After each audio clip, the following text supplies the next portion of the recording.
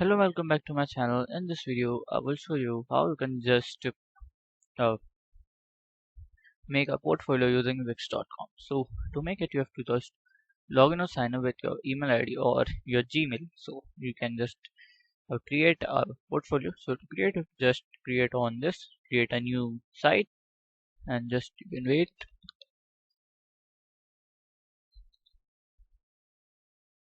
So as you can see here, you have to write here portfolio. So I have to like do next. We have to write a portfolio website name, so we can write as sample.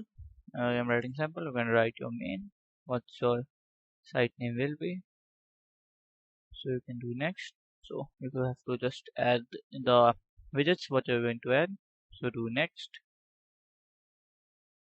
So you have to just click on begin with a template,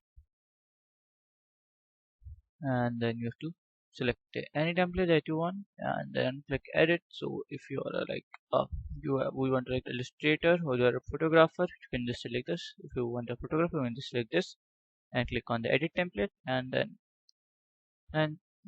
here is the way you can just make a template. So the editor will take time like about 1 2 minutes, so you can do. So after that it will like come like this. You can just, after editing and making all the procedure, you can just click on publish button and then it will publish.